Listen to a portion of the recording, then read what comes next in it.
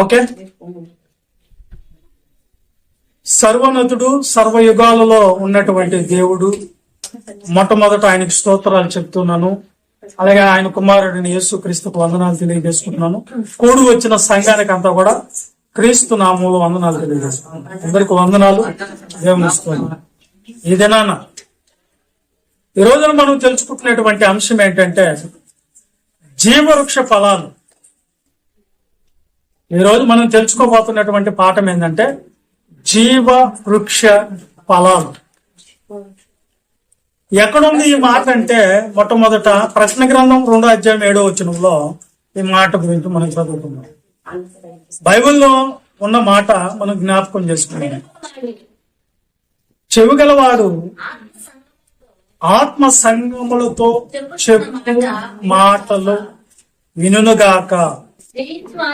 జయించు వానికి దేవుని పరదేశంలో ఉన్న జీవ వృక్ష ఫలములు భుజింపనిత్తును అన్నాడు. ఇక్కడ కనిపించింది ఆ మాట.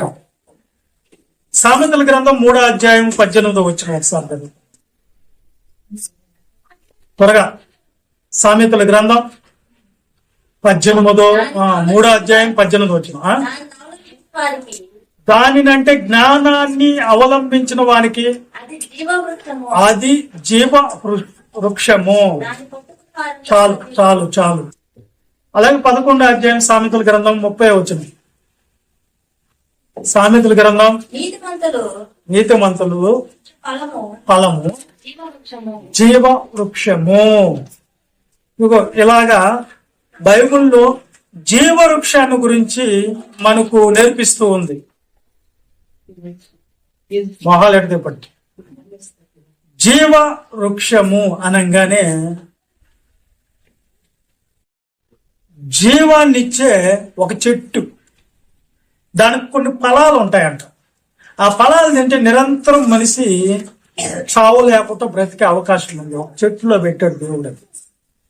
మనిషిని ఆయుష్ కాలము, మనిషికి ఆరోగ్యము, మనిషి నిరంతరం బ్రతికే ఆలోచన ఒక జీవవృక్షంలో పెట్టాడు దేవుడు. ఆ జీవవృక్షం ఎక్కడుంది ఇప్పుడు? నేను చిన్నప్పుడు కొన్ని కథలు విన్నాను. ఆ కథలు వినేటప్పుడు మా తాత చెప్పేది.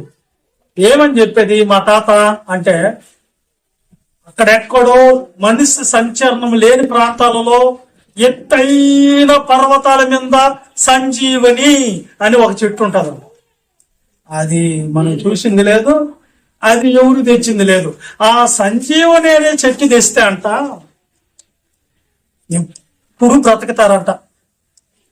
అందుకని చెప్పి జవుడు కాకుని పట్టుకొచ్చుకుంటే జవుడు కాకు వెళ్ళిపోయేసి ఆ యొక్క చెట్టు ఆకు గాని దాని కొమ్మ గాని తీసుకొని వస్తుందంట. అప్పుడు ఆ సంజీవుని గాని తెస్తే ఎంత బాగుంటుంది చెప్పండి. చచ్చిపోయిన వాళ్ళని కూడా బతికిచ్చేయచ్చు, చచ్చిన వాళ్ళు కూడా బతికిచ్చే అవకాశం ఉంది అనేది మన పెద్దోళ్ళు పూర్వీకులు చెప్పిన కథ. కానీ నిజమైతే కాదు. ఆ పొల్ల అంట, ఆ కొమ్మ అంట నీళ్ళల్లో వేస్తే పారే నీళ్ళకి ఎదురు వెళ్తుందంట అనేది కథ. అది ఎవరు చూసింది లేదు, ఎక్కడ దాని ఇన్ఫర్మేషన్ అయితే మనకు తెలియదు. ఎక్కడో ఎవ్వరు నరమాతృడు సంచరించిన ప్రాంతాల్లో ఉంటుందంట. ఎంతో ఎత్తైన పర్వతాల మీద ఆ చెట్టు అనేది చెప్తుంది. అది మెరుస్తూ ఉంటుందని చెప్తారు కథ.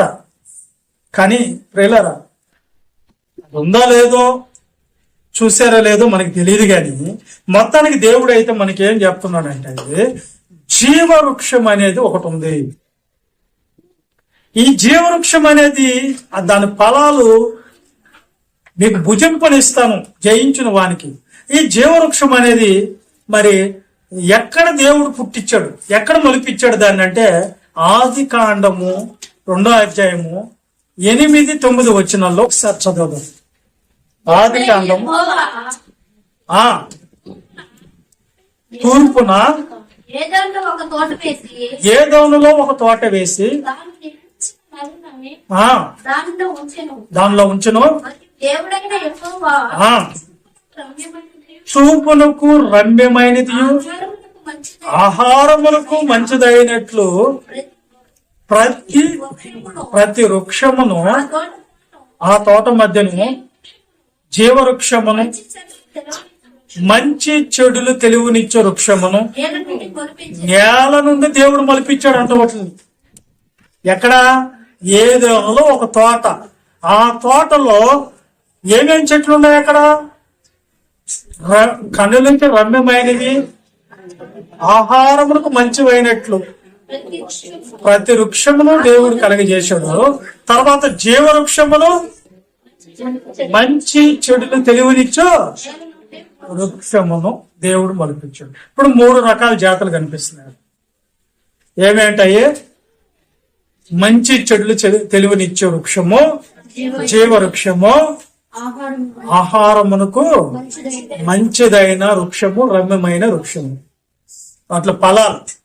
మీకు ఏ ఫలాలు ఇష్టం అంటే నాకు సీతాఫలం ఇష్టం, కొంతమంది నాకు సపోర్ట్ అంటే ఇష్టం, నాకు అరటి పండు ఇష్టము, నాకు ద్రాక్ష అంటే ఇష్టము. చెప్పండి, మీరేం చెప్పలేదు, మీకే ఫలాలు ఇష్టం? నల్ల ద్రాక్ష, తెల్ల ద్రాక్ష, చెప్పు. పనస పండు,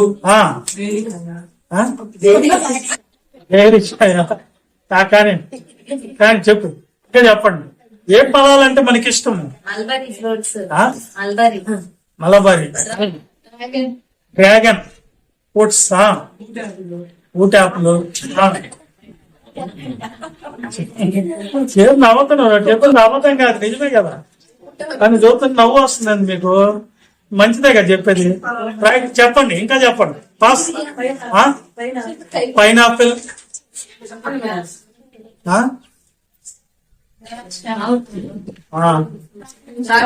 దానిమ్మ, జామకాయ, మామిడి పండ్లు. ఎవరు చెప్పలేదు ఏమన్నా?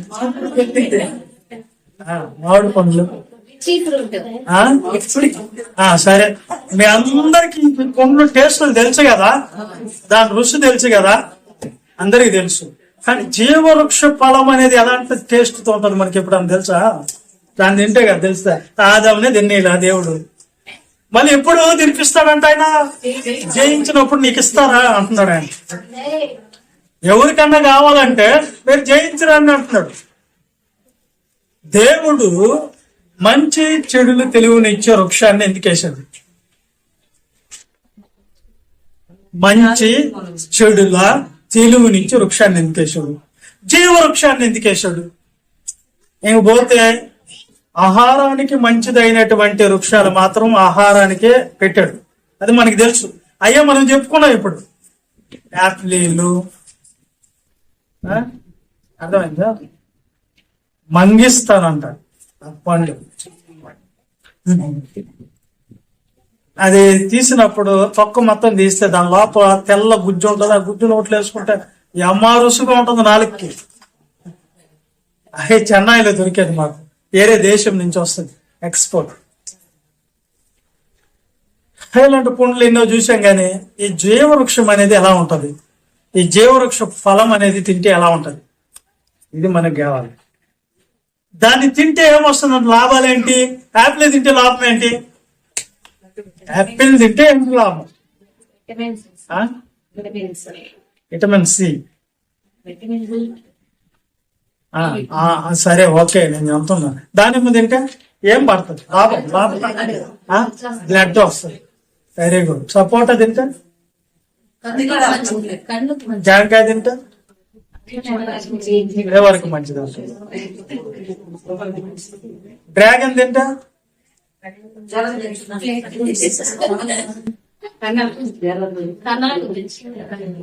బొప్పాయి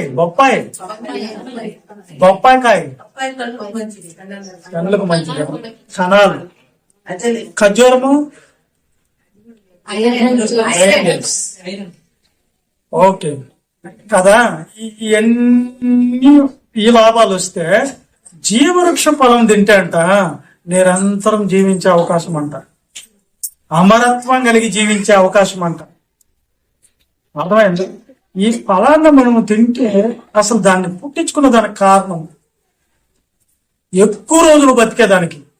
మనిషి దేవునితోడ నిరంతరం బతకాలి వీళ్ళు అని దేవుని ఆలోచనతో జీవవృక్ష ఫలాలను పెట్టాడు. వీళ్ళతో నేను సంచరించాలి, వీళ్ళ దగ్గర ప్రతి సల్లం పూట దేవుడు ఏం చేస్తున్నాడు అంట ఆదాంతో అవ్వటం. వీళ్ళు నిరంతరం బతకాలి అని దేవుడు కోరిక. ఎప్పుడు వాళ్ళు సంతోషంతో, సమాధానంతో, నెమ్మదితో బతకాలని దేవుడు ఆలోచన. దాని కొరకే జీవవృక్షం అనేది చేశాడు. కానీ ఎక్కువ రోజులు బతికింది ఎవరు బైబిల్లో చెప్పండి?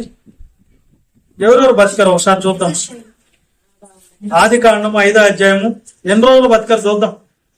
5వ అధ్యాయము 5వ వచనము. ఆదాం బ్రతికిన దినములన్నీ 930 ఏండ్లు. అప్పుడు అతడు మృత్యువు నొందిన. అంటే ఎన్ని సంవత్సరాలు బతికాడు ఆదాము స్టార్టింగ్ లో? 900. ఎన్నది? 90. 930 సంవత్సరాలు. అన్ని దినాలు మనకి ఇస్తే ఎలా ఉంటది పరిస్థితి? ఎలా బతికారండి వాళ్ళు? జీవవృక్షం మాత్రం తినలేదు. ఎలా బతికారంటే శ్రేష్టమైన ఫుడ్ తిన్నారు వాళ్ళు. అందుకని దాదాపు 70 తక్కువ 1000 సంవత్సరాలు. నెక్స్ట్ బతికిన వాళ్ళు ఎవరు? అదే 5వ అధ్యాయము 8వ వచనము.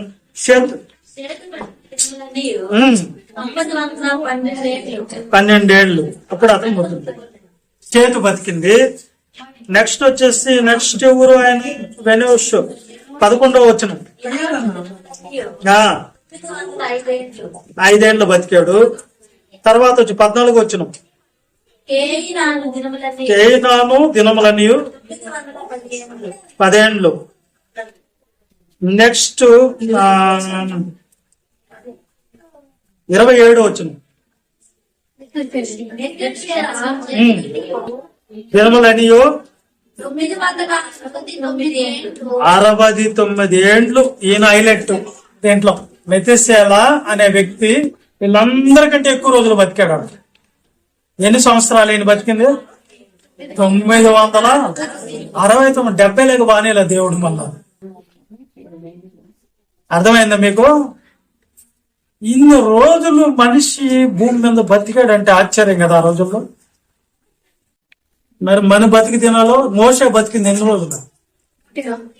120 సంవత్సరాలు.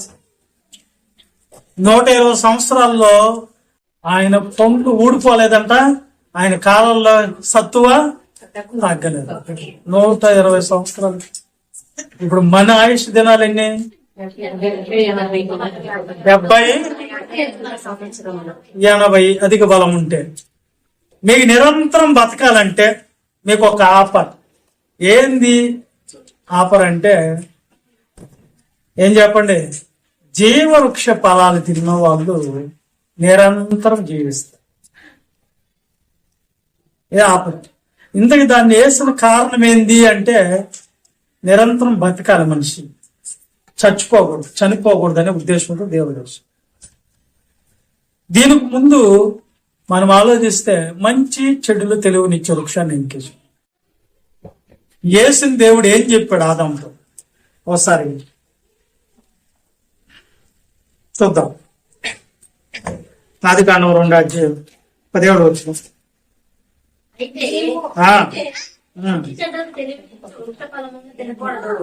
తినకూడదు, నిశ్చయముగా చచ్చుదు అని చెప్పాను. మనోడు ఏం చేశాడు? 3వ అధ్యాయము ఆదికాండం 3వ అధ్యాయము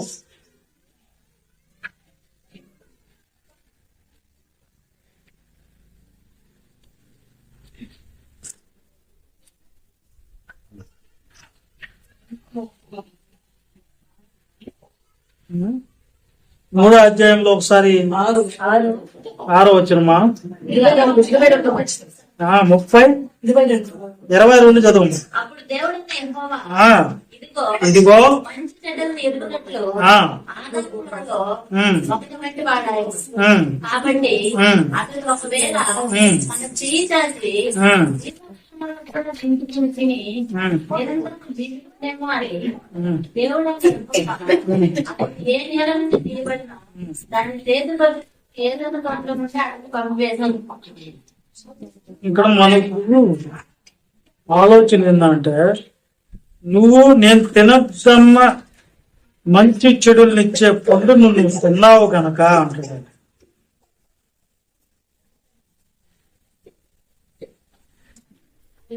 అందుకైనా నీవు తెగకుండా నీకు తెలిపిన వాడెప్పుడు నీకు తినకూడదని నేను నీకు ఆజ్ఞాపించిన ఫలవృక్షములను వచనం చెప్పు, 11 చదవండి.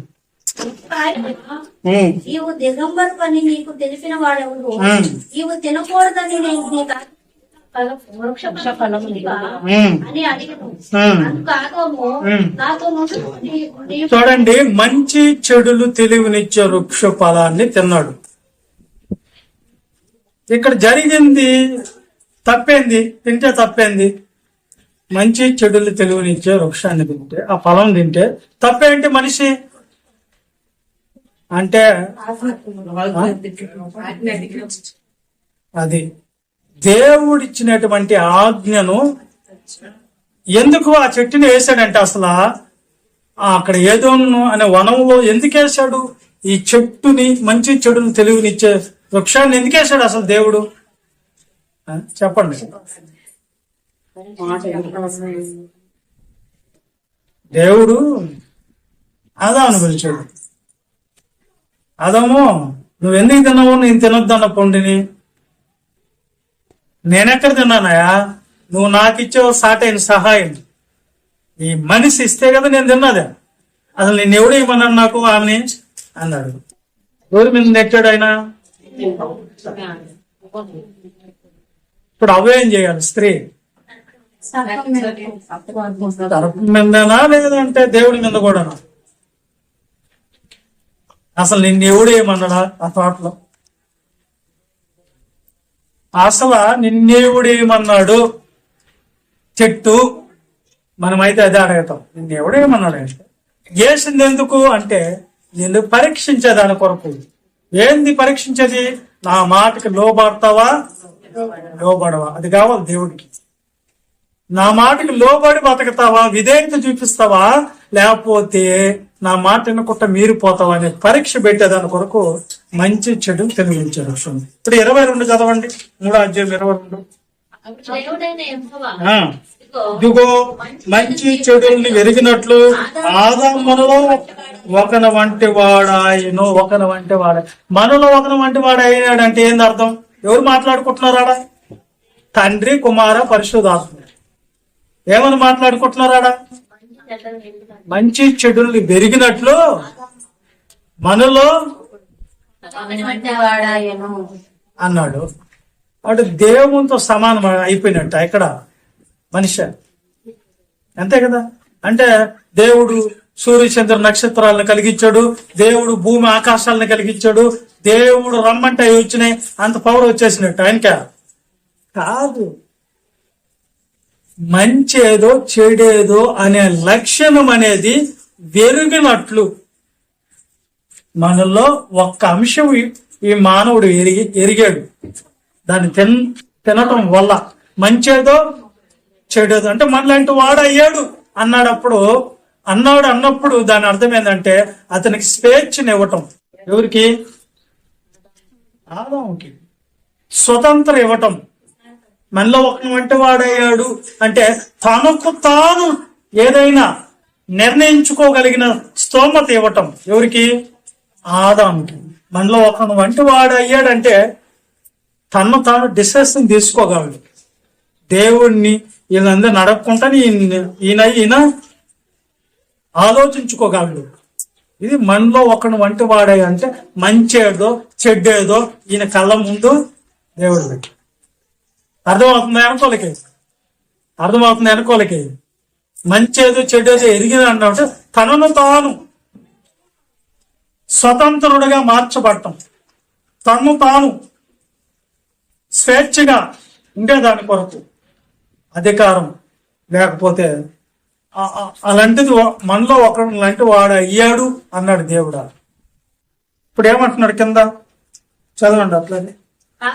కాబట్టి అతడు ఒకవేళ తన చేయి చాచి జీవవృక్ష ఫలమును కూడా తీసుకొని తిని నిరంతరం జీవించునేమో అని దేవుడైన యెహోవా అతడు ఏ నేల నుండి తీయబడునో దాన్ని సేద్యపరచుటకును ఏదోం తోటలో ఉంటే అతన్ని పంపివేసినో అప్పుడు ఆయన ఆదామును ఎల్లగొట్టి ఏదోం తోటకు తూర్పు దిక్కున కెరూబులను జీవవృక్షమునకు పువ్వు మార్గము కాచుటకు ఇటు అటు తిరుగుచున్న ఖడ్గ జ్వాలను పెట్టాడు.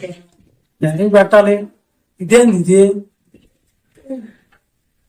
దేవుడు జీవవృక్ష ఫలాలు తిననీయకుండా దేవుడు ఆ మార్గానికి పోకుండా కెరూబుల్ని పెట్టడం ఏంది? ఖడ్గ జ్వాలల్ని పెట్టడం ఏంది? ఎందుకు తిననీయకుండా చేశాడు దేవుడు? చెప్పండి. ఆల్రెడీ వీళ్ళేం తినేస్తున్నారా?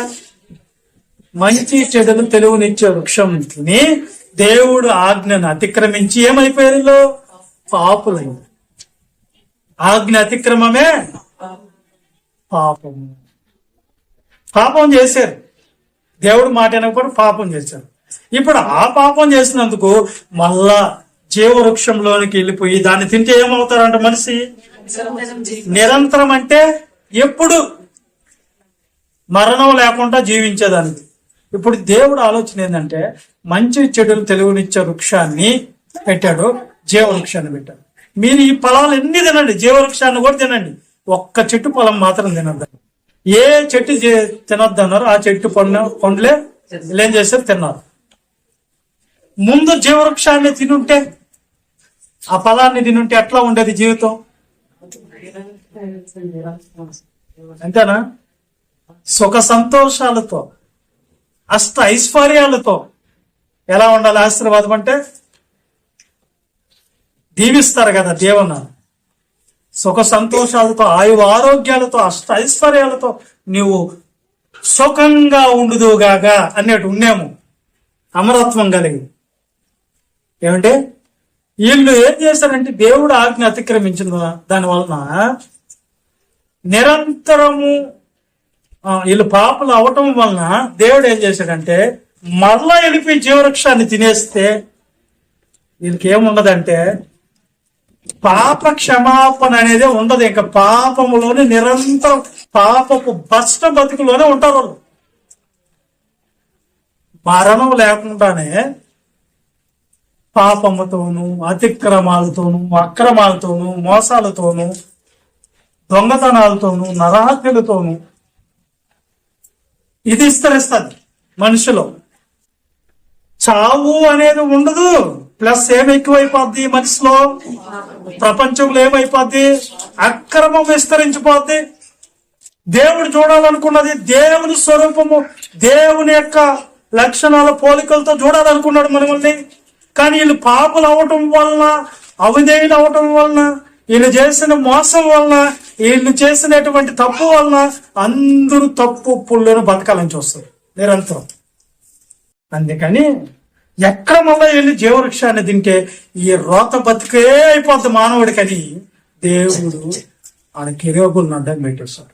ఖడ్గ జ్వాలల్ని, కెరూబులు అనగా మహాదూతలు అని అర్థం. కెరూబులు అనగా మహాదూతలు, అంటే దూతకు మించిన దూతలు, డబల్. ఖడ్గ జ్వాలలు అంటే ఏందది? కత్తులు మండుతూ ఉంటాయి, తిరుగుతూ ఉంటాయి. ఎవరన్నా వెళ్ళి దాన్ని కోసుకునేదానికి, తినేదానికి ఉండదు. ఇది అందుకొరకే జీవవృక్షంలోనికి ఆయన పోనివ్వలేదు. స్వార్థం కదా అనుకోవచ్చు మీరు. కాదు, పాపాన్ని తీసేసిన తర్వాత మళ్ళా మనిషికి ఇచ్చేదానికి ఆయన సిద్ధంగా ఉంది. వీళ్ళలో పాపం ప్రవేశించింది. ఆ ప్రవేశించిన పాపంతో ఇన్ని తినకూడదు. ఇది దేవుడు ఆలోచన. ఆ పోలికలు రాకూడదు. ఏది? దేవుని లక్షణాలు ఏంది? వేరు. అపవాద లక్షణాలు ఏంది చెప్పండి? అపవాది ఎలాంటోడు? ఆడ అబద్ధికుడు, అబద్ధానికి జనకుడు, మోసగాడు, నరహంతకుడు, భ్రష్టుడు, ఇంకా ఎన్ని ఉన్నాయి పేర్లు. దాని రూపాన్ని గురించి ఏం చెప్పుకున్నాం? అపవాదేనియో, ఘట సర్పమనియో, సాతాను అనియో దాని పేరు. గర్జించు సింహం, గర్జించు సింహమును పోలినవాడు. ఇంకా ఇంకా దెయ్యము. దెయ్యం అంటే ఎలా ఉంటది? దెయ్యం అంటే మంచిదా చెడ్డదా? మంచిది కాదు, అది పిచ్చిది, పిచ్చిది అది. కాబట్టి అలాంటి రూపంలో నువ్వు ఉండిపోకూడదు నిరంతరం. ఆ రూపం ఉండకూడదు నీకు. దేవుడు మనకిచ్చిన రూపం ఏంది? ఆదాముకి ఇచ్చిన రూపం ఏంది? దేవుని పోలిక, దేవుని స్వరూపం అంటే లక్షణం. ఇది ఎలా ఉండాలే గాని మనిషి నిరంతరం బతకాలి గాని ఎలా బతకూడదు. పాపం ప్రవేశించిన మనిషిగా బతకూడదు నిరంతరం. దాన్ని తీసివేయాలని దేవుని ఆలోచన అనేది అక్కడ మనకి కనిపిస్తుంది. ఒకసారి ప్రకటన గ్రంథంలో 2:7 మరలా చెప్పేది.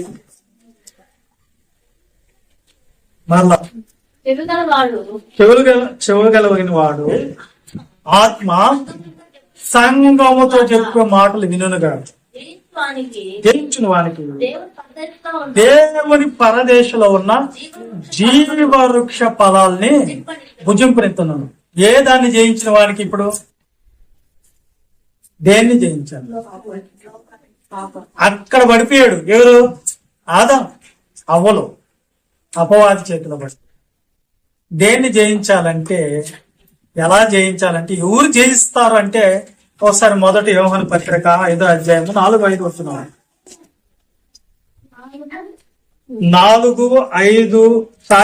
యోహాను పత్రిక 5వ అధ్యాయం 4-5 వచ్చినాను. 5వ అధ్యాయం మొదటి యోహాను పత్రిక. దేవుని మూలంగా పుట్టిన వాళ్ళందరూ లోకాన్ని జయించుదురు. చెప్పాను. ఇప్పుడు ఎవరు జయిస్తారంట లోకాన్ని? దేన్ని జయించాలి మనము? జయించిన వారికి పరదేశంలో ఉన్న జీవవృక్ష ఫలాలను భుజింపనిత్తునంటే దేన్ని జయించాలి? ఎవరు జయిస్తారంట? దేవుని మూలంగా పుట్టిన వాళ్ళు. కింద చదువుకుంటారమ్మా. పుట్టడం అంటే ఏంటో చెప్తాడు. లోకమును జయించిన కంటిన్యూషన్. దేవుని కుమారుని నమ్మువాడు లోకమును జయించువాడు మరి ఎవరు? దేవుడు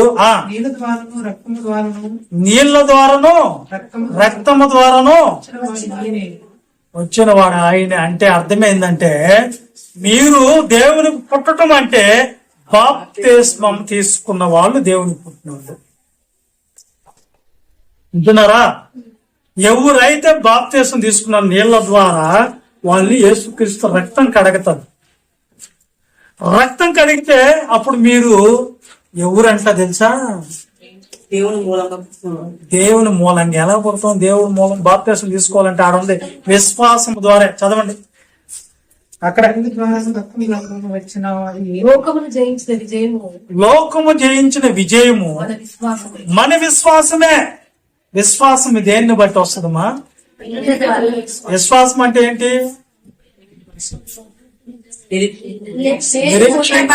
వాటి యొక్క నిజ స్వరూపం. దేని కొరకు నిరీక్షణ? మనము పరలోకం వెళ్ళాలి.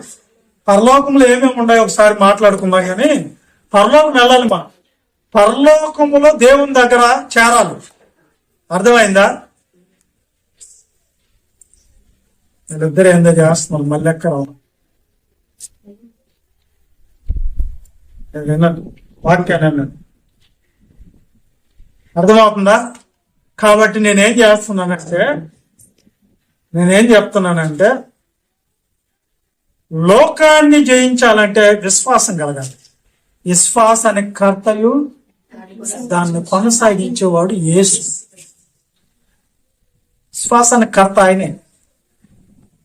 చూడమంది. విశ్వాసం లేకుండా ఎవరు దేవుడికి ఇష్టలుగా ఉండలేం. విశ్వాసం అంటే నిజ స్వరూపం లేనివాయే లేనివి ఉన్నాయని నమ్మటమే విశ్వాసం. నమ్మారా మీరు? దేని కొరకు వచ్చారు? ప్రభుని ఎందుకు నమ్ముకున్నారు? ఎందుకు నమ్ముకున్నారు? పరలోకం. అర్థమైందా? ఎందుకు నమ్ముకున్నారు? పరలోకం, నిత్య జీవం. నిత్య జీవం కొరక, పరలోకం కొరక? నిజం చెప్పండి, పరలోకం కొరక నిత్య జీవం కొరక? రెండు ఒకటే కదా. నిజంగా నిజమైన విశ్వాసం అదేనా? అది. అలాగే మీరు దేవుని మూలంగా పుడితే లోకాన్ని జయించగలుగుతారు. పుట్టడం అంటే బాప్తిసం తీసుకొని ఎందరైతే దేవుని ఆత్మ చేత నడిపించబడతారో వాళ్ళందరూ దేవుని కుమారులు. విశ్వాసం ద్వారా కలిగే అంతా కూడా ఏంది? దేవుని కుమారు. దేవుని మూలంగా పుట్టడం అంటే బాప్తిసం తీసుకుని వాళ్ళు ఏం చేయిస్తారంట? లోకములో ఉన్నది ఏంటి? ఈ 2వ అధ్యాయం 1 యోహాను 2వ అధ్యాయం 15-16 ఈ జయించకపోతే లోకమునైనను లోకములో ఉన్న వాటినైనను ప్రేమింపకుడి. ఎవడైనను లోకమును ప్రేమిస్తే మనం ప్రేమించేది దేన్నే చెప్పండి. దేన్ని ప్రేమిస్తున్నాం మనము? లోకములో ఉన్నవే కదా, లోకాన్నే కదా మనం ప్రేమిస్తున్నాము. మేమ్మా ఈరోజు ప్రార్థనకి రాలేదు, ఈరోజు మా వాళ్ళు బంధువులు పెళ్లి.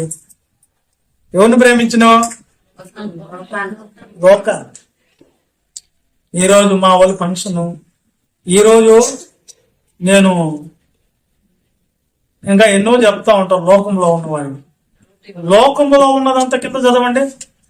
లోకంలో ఉన్నదంతయు అనగా ఏముందంట? శరీరాశియు, నేత్రాశియు, ఏ తండ్రి వలన ఫస్ట్ ఏమొచ్చింది? శరీరం. మానవుడు అనగా ఎన్ని భాగాలు? ఒకటి. శరీరం ఎక్కడి నుంచి వచ్చింది? శరీరం బతికేదానికి ఏం కావాలి? రక్తం కదా. రక్తం రావాలంటే ఆహారం. మరి ఆత్మ ఎక్కడి నుంచి వచ్చింది? ఇది బతకాలంటే ఏం కావాలి? వాక్యం అనేది ఆహారము. మరి ఇప్పుడు నేను చెప్తాను, 24 గంటల టైం అనుకున్నాం. ఇప్పుడు ఎడది శరీరానికి ఎంత టైం ఇచ్చావు? ఆత్మకి ఎప్పుడు ఇదేదా? మీరు ఎప్పుడు ఎంతనే ఉన్నారు. శరీరానికి ఎంత టైం ఇచ్చారు, ఆత్మకు ఎంత టైం ఇచ్చారు చెప్పండి. వింటున్నారా? శరీరానికి ఎంత టైం ఇచ్చారు? సరే నేను చెప్తా. రాత్రి 12 గంటలు ఎవరికి ఇస్తారు? శరీరానికి, ఆత్మక? 12 గంటలు గడిపేసి దేనికోసమో? శరీరానికి. ఓకే, ఉదయం 12 గంటలు ఉంది. ఉదయం లేచి ఏం చేస్తాం? మీ హ్యాబిట్స్ చెప్పండి. మీ పనులేంటి? ఆగారు నీ పనులేంటి? అది మాత్రం యథార్థంగా ఒప్పుకున్నాను. ఇది చెప్పండి, నేను చెప్తున్నా. ఉదయం లేచి 7 నుంచి లేకపోతే 6 నుంచి 8 దాకా ఏం చేస్తాము? బ్రేక్ఫాస్ట్ కోసం ప్రిపేర్, అంటే మనం టిఫిన్ చేసే దాని కొరకు ఎత్తుక్కుంటాం. టిఫిన్ చేయాలా, బ్రష్ చేయాలా, అదే కదా. నెక్స్ట్ ఏం చేస్తాం? మళ్ళా 9 నుంచి డ్యూటీ ఎన్ని గంటలు? 8 hours. మళ్ళీ ఎన్ని గంటలకు వస్తాం? 6 అవుతుంది. మళ్ళీ 6 గంటలకు వచ్చి మళ్ళీ ఏం చేస్తాం? శరీరాన్ని జయించింది ఏంది నాయన? చెప్తున్నారా? శరీరాన్ని జయించింది ఏంది? మీరు ఎప్పుడు శరీరానికే మీరు దాసులు అయిపోతున్నారు. శరీరానుసారులు శరీర విషయముల మీద మనసును ఉంచుతారు, ఆత్మానుసారులు ఆత్మ విషయము, శరీరానుసారమైన మనసు మరణము. ఏదో ఒక రోజు మరణం తథ్యం, తప్పదు. శరీరాన్ని ప్రేమిస్తే, ఆత్మను ప్రేమించే వాళ్ళకి జీవమును సమాధానం. ఇప్పుడు ఈ రెండిట్లో ఏది నిజమైన మానవుడు, మనిషి అంటే ఎవరు? ఆత్మ. మరి ఆత్మ గురించి ఏం ఆలోచిస్తున్నారు? ఒక శుక్రవారం రమ్మంటే రారు, ఒక మంగళవారం రమ్మంటే రారు, ఒక ప్రార్థనకి వెళ్దామంటే రారు, ఒక ఆదివారం మనం త్వరగా వస్తామంటే రారు. ఇప్పుడు శరీరాశంలో పడిపోయినామా జయించామా చెప్పండి. మరి నీకు ఎట్టిస్తాడు జీవవృక్ష ఫలము? ఎలా ఇస్తాడు? మళ్ళీ అక్క, జీవవృక్ష ఫలం ఎలా ఇస్తాడు? జయించారా? శరీరాన్ని జయించలేదు, శరీరాశలో పడిపోయింటుందే. ఈ రోజు ఆదివారం ఉదయం లేచేది త్వరగా రెడీ అవ్వాలి, ఫస్ట్ ఏది కుటుంబం అని చెప్పండి.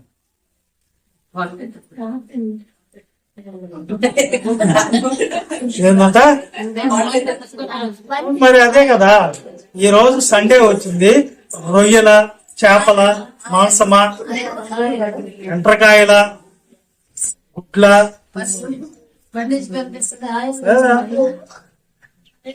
అంతే కదా. ఏమెత్తుకుంటాం మనం? ఫస్ట్ ప్లేస్ శరీరాశ. శరీరము అనేది ఎలాంటిదంటే మనిషిని నెమ్మదిగానే ఉండనిది. ఆత్మ అనేది ఎప్పుడు నిమ్మలంగా ఉండేదానికి పేరు. ఓకే, శరీరాశలో పడిపోయారు. ఇక ఆత్మను ఎప్పుడు రక్షించుకుంటారు? వింటున్నారా? నవ్వేటప్పుడు బాగుంటది కానీ తర్వాత దాని విలువ తెలియదు మనకు. ఏమి అంటున్నానంటే శరీర ఆస్తి కోసం, శరీరం కోసమే బతికితే ఎట్టమ్మా? మన శరీరానికి రుణస్థలమా, ఆత్మకు రుణస్థలమా? మరి శరీరానుసారమైన బతికేందుకు మనకు? శరీరానుసారాలకి ఎంత చెప్పినా మారరు, ఎన్ని వాక్యాలు చెప్పినా పద్ధతి రాదు. ఇప్పుడు నేనేమంటున్నానంటే ఇప్పుడు నెక్స్ట్ ఏముంది? శరీరాశ తర్వాత అంతే కదా. ఏంటంటే అలా కావాలంటే చెప్పు తీసుకుని కొడుతుంది.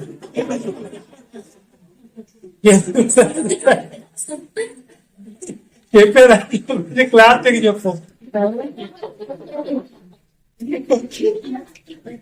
పెళ్లి చేసుకునే దానికి పోయేవనుకో సుశీలలా కావాలని చెప్తావా? కొడతారు వస్తువులు. వాడిని కాదులే చెప్తున్నా, మన గురించే చెప్పేది. అది విషయం ఏంటంటే నేత్ర ఆశ అనగానే మన కళ్ళకి కనిపిస్తున్న ప్రతిది ఏమంటదంటే కళ్ళు కావాలి. తీసుకోపోయి ఒక టంక రోడ్లోనో లేకపోతే మిరేనా బీచ్ లోనో వదిలేస్తే ఆ ఆనందమే వేరు. నేను పార్వతి అక్కని తీసుకోపోయి మిరేనా బీచ్కి వదిలేసామాడ. మేము ముందుకు పోతా ఉన్నాం అందరిమే, ఏం లేదు. పార్వతి అక్క తగ్గిపోయింది, ప్రసాదం ఏమంటాడు ఆయనకి ఏం చెప్పాలి. చూడండి చాలా మంది ధ్యానాలంటే ఆడ అంగళ్ళు పెట్టుంటాయి కొన్ని షాపులో, అవి జిగ మెరుస్తుంటాయి, అనేక రకాల వస్తువులు ఉంటాయి. ఆ అంగడి దగ్గర పోయి మెరుస్తావు అన్ని. ఏందమ్మా ఈ బాధ అని చూస్తే నా దగ్గర కొంచెం పార్వతి కనబడటం లేదంట. ఏమి లే, నువ్వు వెళ్ళిపోయి అది పలానా షాపు దగ్గర ఎక్కడ లైట్లు మెరుస్తున్నాయో ఆడ చూడు ఉంటుందని చెప్పి ఆడ పోయి ఆడాగిపోయింది. ఆడాగిపోయి అన్నావు ఇది బలం ఉందమ్మా, బలం మెరుస్తుంది, తీసుకుంది. సాయంత్రం పూట నేత్రానందం అంటారు కదా, అదే నేత్రానికి ఆనందమైనవి కనపడాలి, సంతోషకరమైనవి కనపడాలి. వాళ్ళ కళ్ళకి ఏం కనిపిస్తే ఆనందం? సినిమా థియేటర్లో బొమ్మ బాగా కనిపిస్తే ఆనందం. హీరో అయితే మనకు నచ్చినోడైతే అబ్బో ఆనందమే వేరు కదా. నేత్రానందం, నేత్రాశ. ఎప్పుడు చూసినా టీవీ దగ్గర కూర్చొని ఉంటామే, దానికి అతుక్కొని పోతారు ఏందో. అందుకని త్వరగా కళ్ళు మసకలు వచ్చేస్తా ఉంటాయి. ఇంకొద్ది రోజులు డాక్టర్ దగ్గర పోయినప్పుడు వీళ్ళకి కళ్ళజోడుగా తగిలిస్తారు. అప్పుడే కళ్ళజోడు పెట్టుకునే పరిస్థితి వస్తుంది. అంటే టీవీలో రంగులు కనిపించాలి, రకరకాల వాళ్ళు కనిపిస్తారు. ఓకేనా, అదొకటి. ఇంకా నేత్రానందానికి ఇంకా మార్గాలు ఎన్ని ఉన్నాయి, ఎలా ఉన్నాయి? ఏమేం కనిపిస్తే మనకి ఆనందం చెప్పండి. ఏం కనిపించాలా నేత్రానికి? డబ్బులు కనిపిస్తే పండ్లు ఎట్లా ఉరుముకొని చూసుకుంటామా? ఆనందమే పరమానందమే. బంగారు తల మెర్చిపోతామంటే బంగారు షాప్ లేకపోతే ఇంక రారేమో. అన్నా ఇది భలే ఉందన్నా, ఇది అయితే బాగుంటది అన్నాక అంటారేమో. బంగారు షాప్, బట్టల షాపుకి పోతే 70 రూపాయల శారీ నుంచి 2 లక్షల శారీ దాకా ఉందంట. ఎక్కడ? చందన శారీ మంది దాంట్లో 2 లక్షల శారీ ఎట్లా ఉంటుందో ఒకసారి చూడండి. నేను చెప్పాను, నేను పోయాను, చూడండి, చూపెట్టండి. 2 లక్షల శారీ ఒకసారి. ఆనందం, నేత్రానికి సంతోషం కావాలి. నేత్రానికి కనిపించిన దానిలో కావాలి. అర్థమైందా? నేత్రాశలో పడిపోతుంది. దాన్ని ఏం చేయిస్తున్నారు? ఏం చేయాలి ఇప్పుడు? నేత్రంలో జయించాలి. మూడోది ఏంది? జీవోపడమ్మం అంటే ఏంది? జీవోపడమ్మం అంటే ఏంది చెప్పండి. చెప్పండి, వెళ్ళిపోదాం, త్వరగా వెళ్ళిపోదాం. జీవోపడంబం అంటే నన్ను చూడు, ఏందదే? నన్ను చూడు, రకరకాలుగా వస్తుంది. ఇది జీవోపడంబం. నాకు ఎన్నున్నాయి తెలుసా, నేను ఎవరో తెలుసా? ఈ శరీరం డంబం ఎగిరి పడుతుంది అక్కడ. నువ్వెవరో నీకు చూపించే రోజు ఒక రోజు వస్తుంది దేవుడు. నేను ఎవరు అసలు నీకు తెలుసా? ఏమంత గర్వం, డంబం, అహంకారం. నేను ఎవరిని? చస్తే బూడిద, లేకపోతే మట్టి. ఇదే మన పరమార్థం. మీకు బాగా అర్థమయ్యేదానికి ఒక పాస్టర్ గారు చెప్పారు. ఆయనకి 2 కుమార్తెలు, పెళ్లికి ఎదిగినోళ్ళు, పెళ్లి కూడా అయిపోయింది. రోజు ఆయన అంట వాక్యం చెప్పిన తర్వాత వాళ్ళు 2 కూతుర్లను తీసుకుని వెళ్ళి బంగ్లా తోట, అది బోర్డు కడతాడు, ఆ తోటకి తీసుకుని వెళ్ళి శవాల్ని ఎలా కాలుస్తున్నారో చూపెట్టారు. మనల్ని తీసుకోపోయి చూపించిన ఆయన మనం ఎంత ఎగిరిపడినా చివరికి మన స్థితి ఇది నాయన చూడండి. వాళ్ళు అది చూసి నేర్చుకున్నారు. ఎంతో మార్పు వచ్చింది. చివరికి నా బతికిద్యా అని గ్రహింపు. కాసేపు ఆలోచించండి, నా బతికేంది, నా శరీరం ఏంది? ఈ శరీరానికి ఇంత దగ్గకూడదు. యమారోసం పొడుచుకొని వస్తుంది మనకి. దేవొక డంబం. నాకు పెళ్లిలో ముక్క వాళ్ళలేదని వెళ్ళిపోయేవాళ్ళు కొంతమంది, నన్ను పట్టించుకోలేదని కొంతమంది. ఎక్కడ అలగతారు? పలకరింపుల దగ్గర కాదు, భోజనాల దగ్గర అడిగి వెళ్ళేవాళ్ళు కొంతమంది. నేనేమంటున్నానంటే జీవపు డంబం అనేది నాకు అంత ఉంది, నాకు ఎన్ని పొలాలు ఉన్నాయి, నాకు అన్ని ఫ్లాట్లు ఉన్నాయి, నాకు ఎన్ని ఉంగరాలు ఉన్నాయి, ఎన్ని వాచ్లు ఉన్నాయి, నేను కట్టుకున్న షేర్ ఎంత, నేను వేసుకున్న డ్రెస్ ఎంత, కోట్ ఎంత తెలుసా అనకూడదు. దేవపు డంబాన్ని గురించి చిన్న విషయం చదువుకున్న సంఖ్యాకాండం 25. ఒక ఆయనకు వచ్చిందంట ఆ దేవపు డంబం. సంఖ్యాకాండం పోండి 20 అధ్యాయం. చెప్తున్నా 10 వచ్చును. తరువాత మోసే అహరోనులను ఆ బండ ఎదుట సమాజమును పోగు చేసినప్పుడు అతడు వారితో ఏమన్నాడు? మోసే, ద్రోహులారా వినుడి, మేము ఈ బండలో నుండి మీ కొరకు నీళ్లు రప్పించవలనా అనెను. అప్పుడు మోసే తన చెయ్యి ఎత్తి 2 మార్లు తన కర్రతో ఆ బండను కొట్టగా నీళ్లు సమృద్ధిగా ప్రవహించును. ఓకే, ఆడి నీళ్లు లేవని ఏడ్చారు ఇశ్రాయేలు ప్రజలందరూ. ఏడిస్తే దేవుని దగ్గర పోయి మోషే అహరోనులు వేడుకుంటే బండను కొట్టమని చెప్తాడు దేవుడు, బండతో మాట్లాడమని చెప్తాడు. వీళ్ళు ఏం చేశారు? ఆడ కొట్టారు. ఓకే, నీళ్ళు అయితే వచ్చినాయి. అప్పుడు దేవుడు ఏమంటాడు చూడండి కింద. దేవుడు ఏమన్నాడు? పశువులను త్రాగెను. అప్పుడు యెహోవా మోషే అహరోనుతో, మీరు ఇశ్రాయేలు కనుల ఎదుట నా పరిశుద్ధతను సన్మానించినట్లు నన్ను నమ్ముకొనకపోయితిరి గనక ఈ సమాజము నేను వారికి ఇచ్చిన దేశంలోనికి మీరు తోడుకొని పోరని చెప్పాను. మోషే ఆడదాకా ఏమైపోయింది? పాలు తెలు ప్రపంచ దేశానికి మీరు వెళ్ళండి అని అరణ్యంలో నడిపించాడు దేవుడు. వాళ్ళకి ఒక దగ్గర నీళ్లు లేకపోతే ఆ నీళ్ల దగ్గరకు వచ్చేలేకే దేవుణ్ణి అడిగితే బండతో మాట్లాడమంటే సరే వాళ్ళు బండను కొట్టారు. ఓకే, నీళ్లు వచ్చినాయి. తర్వాత దేవుడు ఏమన్నాడు? నీళ్లు వచ్చినందుకు వాళ్ళు ఏమన్నాడు? మీరు ఇశ్రాయేలీల సమాజం ఎదుట నన్ను సన్మానించినట్లు నన్ను నమ్ముకోకపోతుంది. ఏంటిది? ఈ ట్రస్ట్ ఏంటిది? నమ్ముకోకపోతే గనక మీరు పాలు తేళ్లు ప్రవహించే దేశానికి మిమ్మల్ని పోనివ్వను. ఎవరిని? మోషే ఎవరో తెలుసు కదా. ఐగుప్తు సర్వ సుఖ భోగాలను వదులుకొని సింహాసనాన్ని కూడా కాళ్ళతో దన్నుకొని దేవుని ప్రజలతో శ్రమలు అనుభవించేదానికి వచ్చిన నాయకుడు. ఇలాంటి వ్యక్తిని ఏమంటున్నాడు? పాలు తేళ్లు ప్రపంచ దేశానికి నువ్వు పోయేదానికి లేదు. ఒకవేళ ఎందుకు దేవుడు వాళ్ళని పోనివ్వలేదు చెప్పండి. అక్కడ ఎందుకు పోనివ్వలేదు?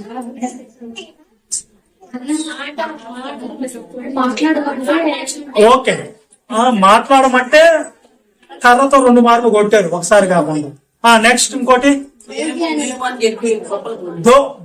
ద్రోహి అని వాళ్ళని పిలిచాడు. Very good. ఇంకోసారి చదవండి దాన్ని.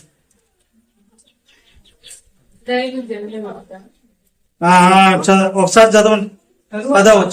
తర్వాత మోషే అహరోనులు ఆ బండ ఎదుట సమాజం పోగు చేసినప్పుడు ద్రోహులారా అంటే ద్రోహులారా అనేది తప్ప మేము వాళ్ళు ద్రోహలే. ఎవరు వాళ్ళు? ఇశ్రాయేలీయులు ఖచ్చితంగా దేవునికి ఏం చేశారు? ద్రోహమే చేశారు కాబట్టి ద్రోహులారు. మేము అది అండర్లైన్ చేసుకోండి. ఏమంటున్నారు తెలుసా? అసలు దేవుడు నీళ్ళు ఇచ్చేది ఎవరు? దేవుడు. వీళ్ళేమని చెప్పుకుంటున్నారా? మేము అన్నాడంటే ఏమైంది? ఆడ ఏమొచ్చేసింది? దేవుణ్ణి పక్కన పెట్టేసినట్టే కదా, అంతేనా? మేము అన్నాడంటే జీవపు డంబం వచ్చింది. ఆడ ఏమొచ్చింది? జీవపు డంబమా? ఏందా జీవపు డంబం అంటే? మేము నేను మేము నేను నేను నేను నేను అన్నమాట తీసి దేవుడు పక్కన పడేస్తాడు అంతే. పరిసయుడు వచ్చాడు, సుంకర వచ్చాడు. పరిసయుడు ఏమన్నాడు? నా తండ్రి, నా దేవా, నా ప్రభువా, నువ్వు నాకు మాత్రమే దేవుడివి.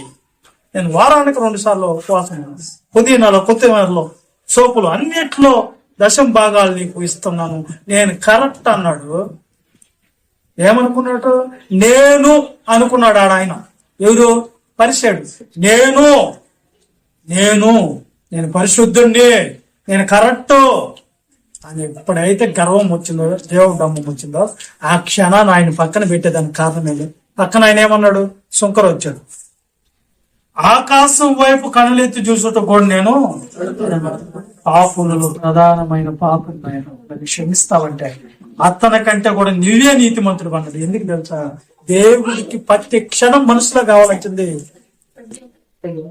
తగ్గించుకోవాలి. నేను అని ఎక్కడ పెట్టకూడదు. నేను అని ఎప్పుడైతే నువ్వు అంటావో ఆ క్షణంలో దేవుడు కూడా ఏం చేస్తాడు? నేను ప్రార్థన చేస్తే దేవుణ్ణన్నా కనపరచాలి, దేవుని సేవనన్నా కనపరచాలి, దైవ సేవకుల వైపు మనుషులను తీసుకోవాలి. ఒక ఆమె వచ్చి ఏం చెప్పింది తెలుసా? మైక్ ఇస్తే వారికి అన్న కొంచెం సాక్ష్యం చెప్తాను అన్నది. చెప్పమన్నా. నేను ప్రార్థన చేస్తే మా ఆయన మారిపోయచ్చు. దైవ సేవకులు చేయాల, సంఘం చేయాల, మీకోసమా? పక్కన పెట్టేసింది. దేవుడు ఏం చేస్తాడు ఇలాంటి వాళ్ళని?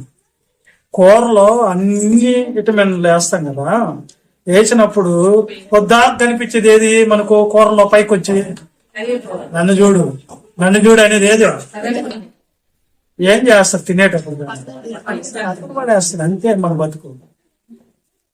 నేను పాట పాడితే అనకూడదు, నేను ప్రార్థన చేస్తే అని నువ్వు అనకూడదు. నాకంటే భక్తులు వేరని నువ్వు అనకూడదు.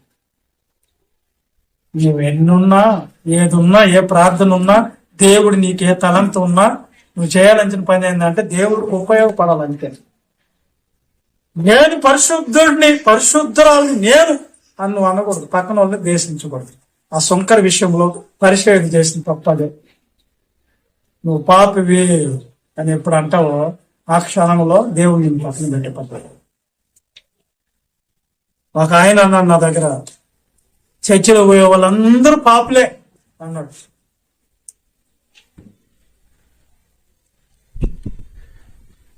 హాస్పిటల్కి పోయే వాళ్ళందరూ రోగులే అని నేను అన్నా. హాస్పిటల్కి పోయే వాళ్ళు ఎందుకు పోతారు?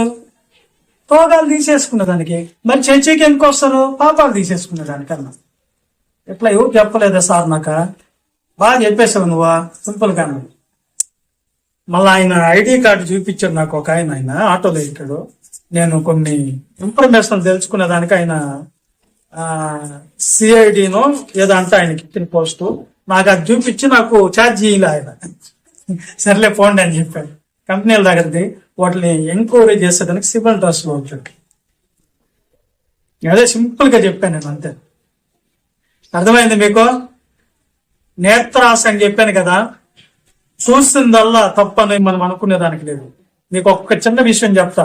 ఒక అతను ఇది కూడా అడిగాడు, ఇది కూడా మీరు గుర్తుపెట్టుకోండి, వేరే వాళ్ళకి చెప్పేదానికి. ఒక అన్న, ఆయన ప్రభువుని నమ్ముకోలేదు, హిందూ. అన్న ఏమన్నాడంటే, సార్ అందరూ పాపలేదు సార్ అన్నాడు నాకు. నేనేమన్నాను తెలుసా దానికి? వినండి, నేనేమన్నాను తెలుసా? నీ కళ్ళకు కనిపించేదంతా కూడా ఏంది అంటే, పచ్చ కామరలోడికి లోకం అంతా ఎట్ట కనిపిస్తుంది? అందరూ పచ్చగాని కనిపిస్తారా అని అడిగాను. దానికి నాకు ఒక గ్రంథంలో చదివేటప్పుడు ఆ విషయం తెలిసింది. ఒకసారి దుర్యోధుడిని పిలుస్తాడు, ధర్మరాజుని పిలుస్తాడు వాళ్ళ గురువు పిలిచి, ధర్మరాజుకి రాజ్యంలోకి వెళ్ళి ఒక్క చెడ్డోడు కనిపిస్తే నీ కళ్ళకు ఉన్న పట్టుకోరామని చెప్తాడు. ఎవరికి? ధర్మరాజు. ఇది ఎందుకు చెప్తానంటే మీకు అర్థమయ్యేదానికి. ధర్మరాజు వెళ్తాడు, రాజ్యం మీదకి వెళ్తాడు, పట్టుకోరా అన్నట్టు. ఒక్క చెడ్డోడిని పట్టుకోరా నువ్వు ధర్మరాజు. ధర్మరాజు ఎవరు? మంచోడు. దుర్యోధుని పిలుస్తాడు, దుర్యోధన నువ్వు లోకమంతా వెతికి ఒక్క మంచోడు దొరికితే పట్టుకోరా అంటాడు. దుర్యోధనుడు ఎవరు? చెడ్డోడు. ఇద్దరు బయలుదేరి లోకమంతా ఎతికి ఉట్టి చేతులతో వచ్చారు ఇద్దరు. ఈయన పక్క నుంచి వెళ్తే ఈయన పక్క నుంచి వెళ్ళారు గుర్రాల మీద. తిరిగి ఎక్కడ ఉట్టి చేతులతో వచ్చారు. ఏం దుర్యోధన, ఒక మంచోడన్నా కనిపించాడా నీ కళ్ళకంటే? ఎవ్వరు మంచోళ్ళు కాదు లోకంలో ఉండేవాళ్ళు, అందరూ ఏమంటోళ్ళంట చెడ్డోళ్ళు అని చెప్పి. అప్పుడు ధర్మరాజు, నువ్వు కూడా ఖాళీగా వచ్చావు నాయన, నీకు ఒక్క చెడ్డోడు కూడా కనబడలేదా అంటే, ఆయన ఏం చెప్పాడు? ఎవ్వరు చెడ్డోళ్ళు లేదా, అందరూ మంచోళ్ళు అని చెప్పారు. వీళ్ళిద్దరిలో ఎవరిది కరెక్ట్ ఇప్పుడు? చెప్పండి అంటే, వీళ్ళకి ఈ విధంగా మనుషులు కనిపించేదానికి కారణం ఏందో తెలుసా? ఎవరు లోపం అది? ఏంటది? పవిత్రులకన్నీ పవిత్రములే, అపవిత్రులకన్నీ వీళ్ళు దుష్టే. మనిషిలో ఉన్న దుష్టే తప్ప ఇంకేం లేదు. నీ మనసు మంచిదనుకో, నీ హృదయం మంచిదనుకో, నీ ఆలోచన మంచిదనుకో, అందరినీ నువ్వు ఎలా భావిస్తావంటే, ప్రభు మనసు ఎంతో గొప్పదండి. ఆయన పాపుల్ని దగ్గర చేర్చుకున్నారు. పాపులు వచ్చి ఆయన ముట్టుకున్నా, ఆయన పాదాలు పట్టుకున్నా, పక్కనో లేదో అనుకున్నారు కానీ పాపుల్ని పట్టుకొని ఇస్తున్నాడు ఈయనని. కానీ ఏ రోజు కూడా పాపుల్ని ద్వేషించడా? యేసుక్రీస్తు ప్రభు. వాళ్ళని ఆ చూపుతో అన్న చూసాడా? ఎన్నో ఘోరాల పాపం చేసిన ఆవిడని కూడా ఏమన్నాడు ఆయన? అమ్మా అని పిలిచాడంటే ఆయన పలుకులో ఎంత పవిత్రత ఉంది, ఆయన ప్రేమలో ఎంత పవిత్రత ఉంది, ఆయన మనసులో ఎంత పవిత్రత ఉంది, ఆయన హృదయంలో ఎంత పవిత్రత ఉంది. ఆయన నిలువెల్లా పోయబడిన పరిమళ తైలం లాంటి వాడు. ప్రభు ప్రేమతో మనం నిండుకొని ఉండాలి. ఆయనే దగ్గరికి పిలుచుకొని వాళ్ళని ప్రేమించడు. ఎంత ప్రేమ ఉంటే అతన్ని అప్పచెప్పిన వాడిని కూడా శుభమని చెప్తాడు ప్రభు. నువ్వు అనుకున్నట్టే కానీ ఏం చెప్తాడు. కాబట్టి మనం చూసే దృష్టి వల్ల మనిషిని దేవుడి దగ్గర తీర్పు ఉంది. మనం జయించినట్టు కాదు అప్పుడు. అందుకనే మనం ఎక్కడైతే పాపులు అంటారు, ఎక్కడైతే దేశం అంటారు. ఒకప్పుడు మనం కూడా అలాంటి వాళ్ళమే, తెలియని వాళ్ళమే. కొంచెం చేసిన తప్పే, పెద్దది చేసిన తప్పే. ఒక అబద్ధం చెప్పేవాడు కూడా పరలోకం బాడంటే వాడు కూడా పాపే అర్థం. పౌలు గారు ఎలాంటాడు? పాపులలో ప్రధాన పాపిని అంటే ఘోరం. ఆయన వాడుకోలే దేవుడు. అందుకని పేతురు గారు వచ్చాడు, అడుగుతాడు, ప్రభువా ధర్మశాస్త్రం ప్రకారం నా సహోదరుడు ఎన్నిసార్లు తప్పు చేస్తే నేను క్షమించాలి? 7 మార్లే కదా అంటే ఆయన ఏం చెప్తాడు? 7 మార్లు కాదు పేతురు, 77 మార్లు అని క్షమించు అనే నేను అంటున్నానని చెప్పి మళ్ళీ మనం పోయి తప్పులు చేయకూడదు. అర్థమైందా? మనం ఆ దృష్టి చూడకూడదు ఎవరిని. మనము తెలుసుకున్నాము, మనలో ఉన్నటువంటి పవిత్రతలను వాళ్ళని లాక్కురావాలి, మనలో ఉన్న దేవుని ప్రేమలను వాళ్ళని తీసుకురావాలి. నేత్ర దృష్టి. జీవపు డంబాన్ని వదులుకోండి, నేత్రాశని వదిలిపెట్టండి. అప్పుడు మన కండ్లకి దేవుని యొక్క వెలుగు అనేది కనిపిస్తుంది. అర్థమైంది మీకు? అర్థం కాలేదా? ఇప్పుడు లోకమును జయించాలి. జయించిన వానికి ఏం జయించాలంట? లోకంలో ఏముంది? నిన్ను నరకానికి తీసుకోపోయేది నీతో కూడా ఉంది. ఏందది? మరి దాన్ని ఎందుకు ప్రేమిస్తున్నావు నువ్వు? నీ శరీరం నీకు శత్రువా లేకపోతే మిత్రువా చెప్పండి. శరీరం నీకు శత్రువు. ఎందుకని? దేవుని మాటకు లోపడది. అందుకొరకే ఉపవాసం ఉంటారు కొంతమంది, నలగొట్టుకోవాలి శరీరం. పౌలు గారు అంటారు, నా శరీరాన్ని నేను నలగొట్టుకుంటున్నాను, దీన్ని అదుపు చేసుకుంటున్నాను. అందుకనే శరీరంలో ఒక ముళ్ళు అనేది దేవుడు ఏర్పాటు చేస్తాడు. ఎందుకంటే ఈ శరీరం లోపడదని పౌలు గారు ప్రార్థన చేస్తారు, అయ్యా అందరిని బాగు చేసి నాకేందయ్యా ఈ ముళ్ళు అంటే ఒకటే మాట అన్నాడు, నా కృప నీకు చాలు. ఎందుకు తెలుసా? అది ఉంటేనే నువ్వు దేవుని పని చేస్తావు. నీకు ఒక శ్రమ ఉంటేనే దేవుణ్ణి ప్రార్థించేది నేర్చుకుంటావు.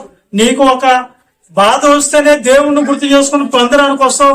నీకేదో ఒక సమస్య వస్తేనే దేవుని దగ్గరకు బరిగిస్తావు. లేకపోతే దేవుడు అనేదే గుర్తు రాదు. అయితే అనారోగ్యం రావాలి, అయితే ఆదివారం రావాలి. నువ్వు దేవుడు గుర్తుకు రావాలంటే మధ్యలో దేవుడు అనేదే ఈ రోజు ఆదివారం పొయ్యి వచ్చేసాం, అబ్బా ఈ రోజు అయిపోయింది, ఇంక నుంచి మళ్ళీ ఏం చేయాలి? వారం రోజులు మన ఇష్టపారం తిరగచ్చు, మన ఇష్టపారం వెళ్ళాలి. కానీ మధ్యలో మాత్రం పాస్టర్ కంటికి మాత్రం కనబడకూడదు. ఒకవేళ కనిపించిన ఏదో ఒకటి చెప్పి తప్పించుకోవాలి. నెపము, సాకులు వద్దు. జయించినట్టు కాదు, మీరు శరీరాన్ని జయించండి. శరీరాన్ని అంటే శరీర కోరికలు, శరీర విచ్చ జయించండి. తర్వాత నేత్రాలను జయించండి. నేత్రాలు చెప్పినవన్నీ కలత కాదు. ఆ అమ్మాయిని ఎట్టు చూడు, ఆయన ఎట్టు చూడు, లేకపోతే ఇది ఈ అమ్మాయిని ఆ దృష్టితో చూడు అని అన్నా కానీ మనం ఆ దృష్టి పెట్టకూడదు. ప్రేమతోనే వాళ్ళు మార్చుకోవాలి. చిచి నీవంటే అసహ్యంగా ఉందా అనే రూట్లో రాకూడదు. అర్థమైందా అమ్మ? అర్థమైందా? వదిలేమంటారా?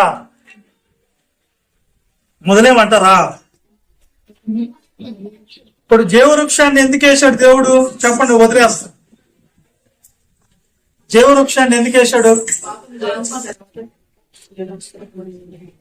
ఎందుకు వేశాడంటే శాశ్వతంగా మనిషి బతికేదాని కొరకు వేశాడు. నిరంతరం మనిషి బతకాలని కోరుకున్నాడు, అమరుడిగా ఉండాలని కోరుకుని జీవవృక్షాల ముందు మంచి చెడులు తెలుగునిచ్చే వృక్షాన్ని తినకుండా జీవవృక్షాన్ని కానీ తినుంటే ఆ రోజు అందరూ అమరులుగా అమరత్వం కలిగిన జీవితం ఏముంటదంట అమరత్వం కలిగిన జీవితంలో? పరలోకంలో ఏముంటది?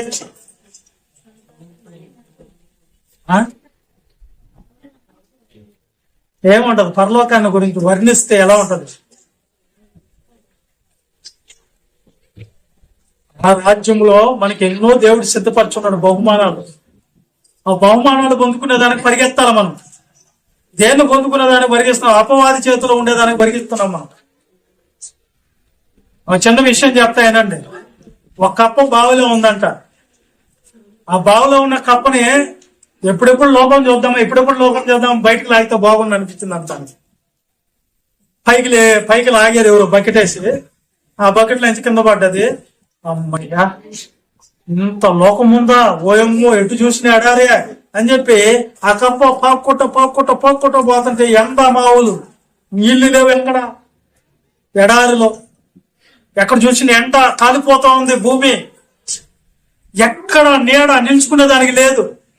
అటు పరిగిస్తా ఉంటే ఇంకా వస్తుందేమో పరిగిస్తా ఉంటే ఒక అరిచెయ్యి అంత నీడ కనిపించింది అంట దానికి. అమ్మా అని చెప్పేసి దాని కిందకి వెళ్ళిపోయింది. ఆ నీడ కిందకి వెళ్ళింది. ఆ నీడ కిందకి వెళ్ళి అమ్మాయి నాయన ఈ నీడ అన్న దొరికింది నాకు ఈ లోకంలో అని చెప్పి ఒకసారి కండ్లెత్తి పైకి చూసిందంట. ఏం నీడది? పాము నీడ. అట్లాగా మనం పరిగెత్తి అపవాదు నీడలేనికే పోతాం తప్ప పరిగెత్తి నీళ్లు ఉండే చోటికి రాము, దేవుడు ఉండే చోటికి రాము. ఏది కాబట్టి జీవవృక్షాన్ని వేసింది దేవుడు. అందుకు ఆ వృక్ష ఫలాలు మనకు కావాలంటే ఏడ కనిపిస్తాయి ఒకసారి చూద్దామా? ప్రకటన గ్రంథం 22వ అధ్యాయం 2వ వచనంలో.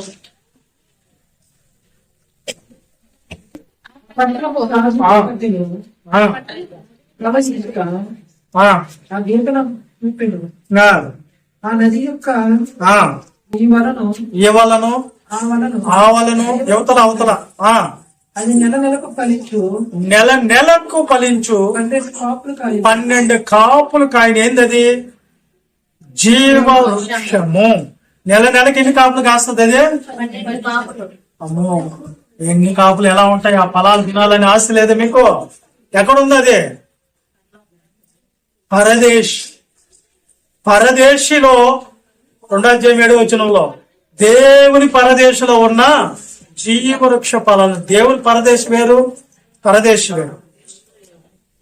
ఆ ఫలాలు మీరు తింటే మీ దేహము అమరత్వం కలిగి ఉంటది. అక్షయమైన దేహం, నిరంతరం బతుకుతారు మీరు. ఏంది? చావు లేదా? చావు లేదు. రోగం రాదా? రోగం రాదు. వేదన లేదు. అసహ్యమైనది నిషేధమైనది లేదు.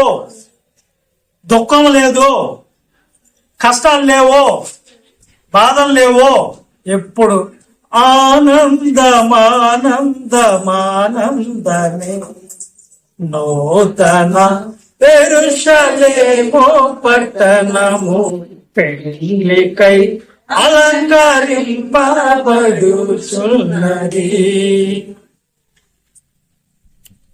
దైవ నివాసము మనుషులతో కూడా ఉన్నది. వారాయనకు ప్రజలయ్యుందురు, వారాయనకు